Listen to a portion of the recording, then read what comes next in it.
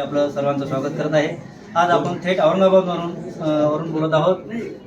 मराठ्यांचे नेते, मराठ्यांचेच नाही तर सर्व समाजाचे नेते मनोज जरांगे पाटील यांच्याकडून जाणून घेणार आहोत की सर्व समाजाला म्हणजे 12 बलुतेदारांचं मराठ्यांनाही आरक्षण मिळाले पाहिजे या भूमिकेवर ते ठाम आहेत। आपण त्यांच्याकडून जाणार आहोत। काय सांगाल साहेब आपण कसं होत आरक्षणाविषयी? मराठा आणि 12 बलुतेदार जे आहेत आता मराठ्यांना ओबीसीतून आरक्षण पाहिजे आणि 12 बलुतेदार बांधवांचा आरक्षणाचा प्रश्न खूप दिवसाचा NT विजयंच्यासारखा वेगळा प्रवर्ग करा असं त्यांचं म्हणणं आहे। त्यांना मोठ्या जाती ओबीसीतल्या छोट्या जातीला खाऊ देत नाही, तर आमचा वेगळा प्रवर्ग असावा तरी त्यांच्या पाठीशी मराठा समाज आहे।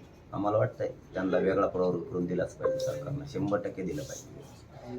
सर्व समाज महाराष्ट्रातला एकवटला आहे आणि आरक्षणासाठी प्रत्येक जण पाठिंबा देत आहे, तरी सरकार अजूनही त्यावरती कुठलाही ठाम निर्णय घ्यायला तयार नाही। याविषयी काय सांगाल जरा? घेईल, आता सामान्य एकत्र आले पाहिजे, सामान्य एकत्र होते, आता घेईल निर्णय सर। आम्ही आहेत वोटणीला आणायला त्यांना। धन्यवाद। 5K मध्ये अशोक पालवडे।